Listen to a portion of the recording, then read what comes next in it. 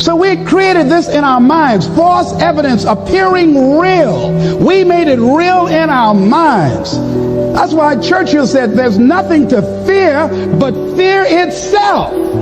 That's the destructive monster. So turn off things that can contribute to your fear. Turn a deaf ear to people that all they can do is talk about how negative things are because they have bought into the consciousness of the world. Start attending workshops, seminars, listening to tapes on a daily basis to begin to recondition your mind, to retrain your thinking. Faith comes by what? Hearing and hearing and hearing. Listen to things that can empower you, that can enable you to create a new reality for yourself, and a new life for yourself. You might appear to be strange around most people. You know, most people think you're strange if you're happy today. People say, how you doing? I said, better than good. Whoa, what's wrong with him? Just go around smiling and watch people. Look at this. This is a weird guy over here. Because most people don't smile. Watch them. Look at their faces in the morning. Here we go, another Monday morning. How you doing? Haven't had my coffee yet. Don't ask me. See, these people have not found their purpose in life. That's why they're grumpy. That's why they're miserable. That's why they're so negative. They're hurting and they want to hurt other people. So start practicing using programs for your mind. Seminars, books, workshops. Keep a journal. Record your thoughts. What's happening with you? Every day when you get up, have a journal near you. I use the Jack Boland journal so that I can write down my ideas. I keep it by my bed so I can write down my thoughts. See, ladies and gentlemen, we get 3 to 4 thoughts a year that if we would act on those thoughts, they could change our life. When you don't have a true appreciation and acceptance for who you are, and you allow yourself to be immobilized by fear, what happens in the process is that you begin to abuse yourself.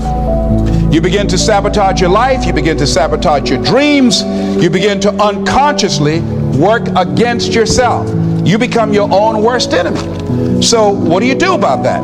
Well, you begin to realize that your dream and your gifts have so much meaning and so much value for you till your hunger for them will begin to push you past the fear. Your hunger to have them will give you a special drive. As you work on yourself, as you begin to acknowledge your true identity, the true power that you have, the true capacity you have to bring about change, the miracle working power that you have within yourself to do the things that you want to do. When you take them on, I'm reminded of a man who, this gentleman was doing a special study of a special tribe in Africa, headhunters. And he had difficulty in developing a relationship with these tribesmen because of the fact that he had fear. He had fear they would take his head. So he worked there for a long time with no effort, no progress in developing a relationship and rapport and being able to achieve a level of trust. So finally one night while he was in bed, he was thinking about it. I said, what is it that you came here to do? What is your life work as a missionary? He said, I wanted to study these tribesmen. I said, what's the worst thing that they can do to you? Kill you. And he just decided, hey, this is what I came here to do. I know that there's some risk involved, and I'm going to do it, come what may. He said, I'm not going to be afraid anymore. He went back the next day, and he started doing the work and trying to talk to and interview many of the members of this tribe. And they began to respond to him. They threw out the welcome mat to him. And years later, when people came to see what his progress was, they asked him, how were you able to do this? How did you convert the relationship from being hostile to that of being positive? And he said something I think has value for all of us. He said, when life can no longer threaten you with death, he said, what else is there? And the majority of the fears that we have are not life or death fears. They're not those kind of fears. But through our imagination, we blow them out of proportion and we give them more power than they actually have or deserve, and we permit them to govern our lives. We permit them to determine how far we can stretch out on our dreams and discovering our stuff. And as we begin to look at ourselves and begin to, wait a minute, just getting to the point as you assess yourself and begin to prove yourself and just say, wait, hold a minute, I've been sweating this out. What's the worst thing that can happen to me on this? Will it kill me? Will I die? Why am I going through all of these changes over this? How much power does this really have? And am I the one that's feeding the power into it? See, a lot of times we allow ourselves to be fed and to be programmed into being afraid. I mean, you watch the news and read the newspaper, you'll be scared to come out the house. Am I right? You'll be afraid. So what kinds of things, what kinds of thoughts are you feeding your consciousness? What kind of things are you putting in your mind that will enable you to either move forward or to justify why you're staying where you are? I used to be a door-to-door salesman. I had X number of TVs. I had a minimum amount that I knew I had to sell every day in order to provide for my mother, who was ill at the time, who had lost her job at the M&M cafeteria because of arthritis. And I said, I'm going to go door to door, and sometimes I would not come home until 1 o'clock at night, knocking on people's door, people closing. What do you want? Would you like to buy a nice working month's television set, no money down? No. What about an Emerson TV? No. Thank you very much. Do you know anybody else that would be interested? No. Thank you very kindly. Knock on another. Hello. Would you like to buy a nice working television set, no money down? No, get away from our door. Thank you very kindly. Do you know anybody else would be? Yeah, my cousin, he lives 2 doors down. Thank you very kindly. I tell him you sent me. When I heard your cousin told me that you wanted to buy a television set, told me to come here and talk to you, we got a special discount for you. Yes, come in, I'm interested. I would just keep right on. I would not go home until I did it. It's an interesting thing, ladies and gentlemen, that when we put ourselves in a situation where we say we're going to do it, it puts you in another zone where the universe responds to you. When you have that kind of consciousness, see, the universe responds to the man or woman that refuses to be denied, because that is your commitment. That business that you want, that book you want to write, that dream that you have of controlling your destiny, that is yours. That power to create that and to manifest that is yours. That's available to you. But you've got to be willing to stand there and face disappointment, not have support, be lonely, doubt yourself sometimes, be rejected again and again and again, become bankrupt if necessary, again and again and again, and refuse to turn around until life gives it up. Nothing can resist a person that has that kind of commitment. The people that have made a difference on the planet. When a John F. Kennedy said, we will go to the moon in the next decade, he spoke it. That was a commitment, and people shared that vision. People bought into that. We've had all kinds of examples in history where people have made declarations, who have committed their lives to bring about a difference. There are people who are taking a stand today against hunger. I guarantee you it will be a part of our past at some point in time. Someone took a stand against polio. It no longer plagues us as it once did, because someone said, it is my commitment to eradicate it from the face of the earth. Someone made the commitment. The reason that we're here and enjoying the democracy that we have, someone made a commitment that whatever is required, if it means that I die. I remember Paul Robeson, here I stand, for I can do no other. And that's how you must be. Commitment means standing up for your life.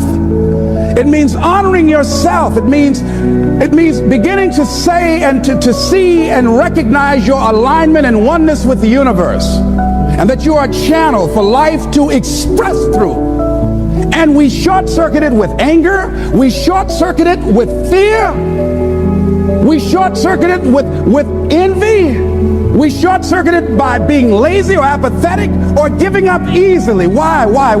We say, oh, it's too hard, it's too hard. We don't challenge our spirit. Ladies and gentlemen, there's nothing as powerful as the human spirit. You can't destroy it. You can pervert it, but you can't destroy it. I was reading Man's Search for Meaning by Viktor Frankl. What a powerful book. I'm reading it now for the 7th time. And he gives so many graphic examples of the power of the human spirit. And so what are some of the things that can fortify us and give us the kind of inner strength that will allow us to forward ourselves into the future by manifesting our commitments? Number one, commitment means in some cases going back to school, getting some training, sitting up in classes with people younger than you, putting yourself in a position where you don't know and that is awkward and uncomfortable, but because of your commitment to develop yourself or to go back to school to get a high school diploma or to get a college degree, that it doesn't matter, feeling dumb and saying, what am I doing here, sitting up in some boring class?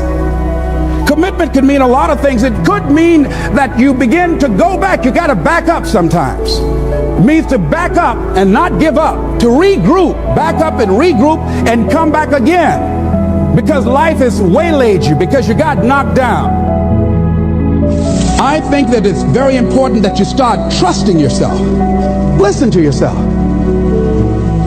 Listen to that still small voice within you. Don't try and make everything logical. There's some things about life that defies logic, that you just can't explain how the outcome is going to be. That once you begin to trust yourself and your ideas and your instincts, life takes on a whole new meaning, because now I want you to do that feeling that you are led. Just feel, I am led. I remember the worst speech I had ever given in my life. I let someone exploit a fear that I had. For years I had a tremendous inferiority complex because I'm not college educated. And this person knew this. And she said, let me write this speech for you. You're going to speak at Ohio State University. Those people are very educated there, and they're going to know when you make grammatical errors, and they're going to know because of the substance of your speech that you are not literate. I care about you. I don't want you to embarrass yourself. So this person proceeded to write a speech for me. I had a speech in my mind, but this person was stronger than I was negatively than I was positive about my own thoughts. And I gave my power away. With my permission, I allowed this person to guide me to do something that I really didn't want to do. But I didn't feel enough inner strength and conviction about my skills as a speaker and the message that I had to bring to stick by my guns. And I got up there at the Ohio Union, and I read this straight speech and did not move and did not take my eyes off the page, because I'm not accustomed to reading. And after I finished, some people gave me a standing ovation because I read it extremely well, and I was very tense and I was very nervous. Ladies and gentlemen, don't give your power away.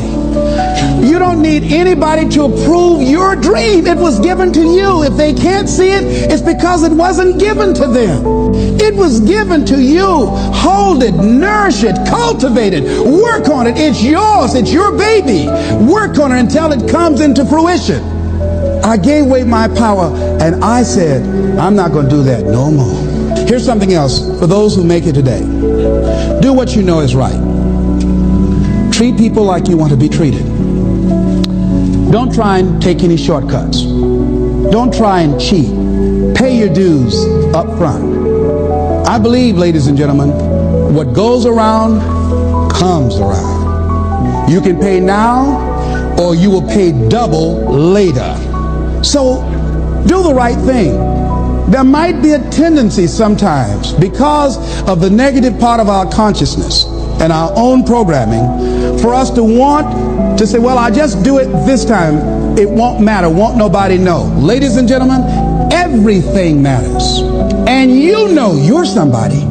You know. I'd rather lose out on my dream doing the right thing than to cheat trying to make a shortcut to get to my goal. I want to be able to look myself in the mirror. And that's what you want to do. There's no saying, judge a man not by what he does, but by that he doesn't have to do. And to judge the true quality of a man is what do you do when nobody's looking. See, there's some good out there for you in the universe that has your name on it. And nobody can get your good. It has your name on it. They can't take your stuff. It's your stuff. So when you know that whatever you're seeking, it's also seeking you, you don't worry. You don't run scared. You don't think somebody's going to take it from you. You listen to your inner voice and you always take the high road. There will be the tendency, the natural inclination to take the low road. You must resist that. Here's something else I encourage you to do if you want to make it today. Keep your agreements. Keep your agreements that you make and establish a network of people who will also do that. Establish a network of people in your life that you can count on, that will be there for you when you need them, and you be there for them. Here's the other thing as you're working on your dream. A lot of people have been calling me saying, hey, man, I read about you in Ebony. Boy, you're lucky. Ladies and gentlemen, let me tell you something. Here's something else. 3 P's to have in your life. In working on your dream and doing your life work, you must be patient, persistent, and positive no matter what.